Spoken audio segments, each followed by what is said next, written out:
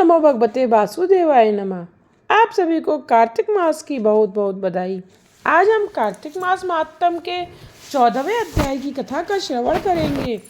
सूत जी कहते हैं 13वें अध्याय तक की कथाओं को भक्ति भाव पूर्वक सुनने के बाद महाराजा पृथु ने नारद जी से निवेदन किया कि हे देवऋषि, आप सर्वज्ञाता हैं और मैं अज्ञानी।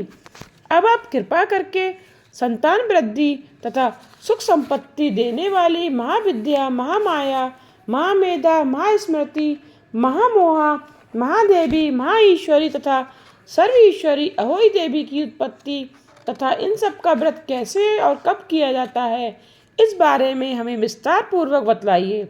महाराजा पृथु द्वारा इस प्रकार प्रार्थना किए जाने पर नारद जी एक प्राचीन कथा सुनाते हुए बोले, हे राजन, एक समय कलिकाल में बड़ा भारी दुर्भिक्ष पड़ा। भीषण अकाल और महामारी फैलने से अनेक व्यक्तियों की अकाल मृत्यु हुई। तब सब लोग इस विपत्ति से छुटकारा पाने का उपाय सोचने लगे। अंत में निश्चय करके कार्तिक कृष्णा सप्तमी को सबने व्रत रखा।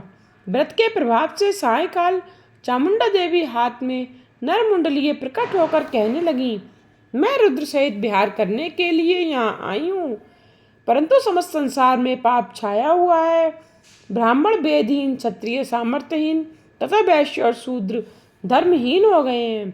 स्त्रियों ने पतिव्रत धर्म छोड़ दिया है, इसीलिए सभी लोगों को अहोई का व्रत करना चाहिए।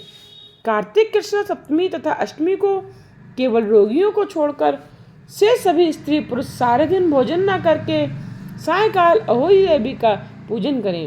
अहोई देवी मेरा ही नाम है, अतः सभी व्यक्ति अहोई पूजन को मेरा ही पूजन मानकर भक्ति भाव से करें।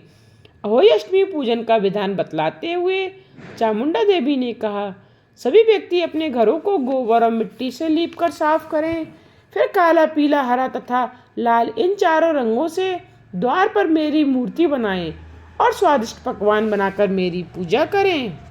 जब चामुंडा देवी ये कह रही थी, तभी एक धीवर की स्त्री बोली, हे माता, हम नीच लोगों का कर्तव्य भी बतलाएं।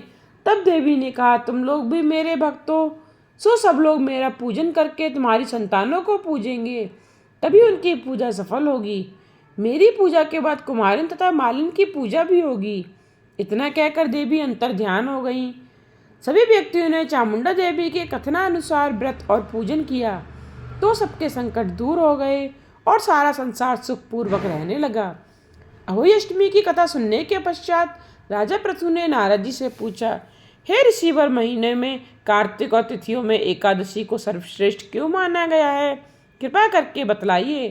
तब नारद जी ने कहा कि हे राजन, एक बार यही प्रश्न सत्यभामा जी ने भगवान कृष्ण से पूछा था। भगवान श्री कृष्ण ने जो उत्तर दिया वही मैं तुमसे कहता हूँ, ध्यान पूर्वक सुनो। एक समय सत्यभामा जी ने श्री कृष्ण जी से पूछा, हे प्राणनाथ, जब सभी मास और तिथियां बराबर हैं, तब कार्तिक मास और एकादशी तिथि क्यों सर्वोत्तम मानी गई है। तब श्री कृष्ण जी ने कहा, हे प्रिय, शंख नामक एक दैत्य समुद्र का पुत्र था। यह दैत्य इतना बलवान था कि उसने इंद्र आदि देवताओं को स्वर्ग से निकालकर उनका स्वयं स्थान ले लिया। सब देवता उससे भयभीत होकर अपने बाल बच्चों सहित पर्वतों की कंदराओं में चले गए। वह दैत्य सोचने लगा कि मैंने देवताओं का स्थान तो ले लिया, लेकिन वे जीते नहीं गए हैं। ऐसा प्रतीत होता है कि देवता वेद मंत्रों से बलशाली हैं, अतः मुझे मंत्रों सहित वेदों का हरण कर लेना चाहिए। जब उसने ऐसा विचार किया तो वेद डर के मारे समुद्र में जाकर छिप गए। ब्रह्मा आदि सब देवताओं ने संसार को वेद विहीन देखा तो सभी देवी देवता भगवान विष्णु की शरण में गए। शेष शैया पर भगवान को निद्रा मग्न देखकर सभी देवता उन्हें जगाने के लिए स्तुतियां, भजन, कीर्तन और गायन बादन आदि क्रियाएं करने लगे। भगवान श्री विष्णु के जाग जाने पर सभी देवताओं ने आवाहन, आसन, पाद्य, अर्घ्य, आचमन, स्नान, वस्त्र, यज्ञोपवीत, चंदन, पुष्प, धूप, दीप, नैवेद्य, तांबूल, प्रदक्षिणा और नमस्कार द्वारा भगवान विष्णु का षोडशोपचार पूजन किया। तब विष्णु भगवान प्रसन्न होकर देवताओं से कहने लगे, हे देवताओं, मैं तुमसे प्रसन्न हूँ, अतः शंख आदि दैत्यों को मारकर मैं चारों वेदों को शीघ्र ही ले जाऊंगा।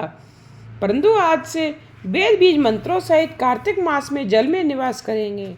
अतः कार्तिक के महीने में जो कोई जल में स्नान करेगा उसको यज्ञ करने के समान फल प्राप्त होगा और उसके समस्त विघ्न दूर हो जाएंगे।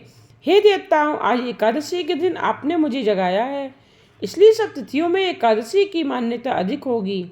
वस्तुतः कार्तिक तथा एकादशी का व्रत मुझे अत्यंत प्रिय है। आगे की कथा सुनाते हुए नारद जी ने कहा, हे राजन, इतना कहकर भगवान मछली का रूप धारण करके विंध्याचल में निवास कर रहे महर्षि कश्यप जी की अंजलि में आ गए। कश्यप जी ने उनको कमंडल में डाल दिया। जब कमंडल भर गया तो मत्स्य रूपधारी भगवान कहने लगे, हमको कोई बड़ा स्थान दो। तब कश्यप जी ने घड़ा दिया। घड़ा भी भर गया तो उन्होंने कुएं में छोड़ दिया, परंतु भगवान मत्स्य रूप में तेजी से बढ़ते गए, अतः कश्यप जी ने उनको समुद्र में डाल दिया। भगवान ने एक अत्यंत विशाल मछली का रूप धारण करके दैत्यराज शंखासुर को मार दिया।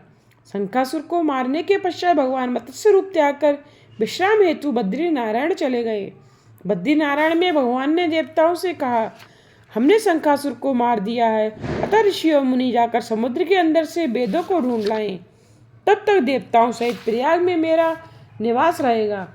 तब ऋषियों ने अपने तपोबल द्वारा समुद्र में से वेदों के 6 अंगों छंद, व्याकरण, कोश, वैदक, ज्योतिष तथा स्मृति को ढूंढ निकाला।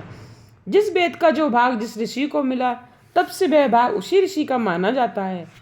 इसके बाद समस्त ऋषि ब्रह्मादि देवताओं सहित प्रयाग आए और उन्होंने वहां पर अश्वमेघ यज्ञ किया। इसीलिए प्रयाग को तीर्थों का राजा कहा जाता है। प्रयागराज में स्नान, दान, तप, यज्ञ आदि करने वालों के जन्म जन्मांतर के पाप समूल नष्ट हो जाते हैं और वे मोक्ष के अधिकारी बन जाते हैं, इसमें संदेह नहीं है। आज की कथा को यहीं विश्राम देते हुए इससे आगे की कथा का श्रवण आप अगले अध्याय में कीजिएगा।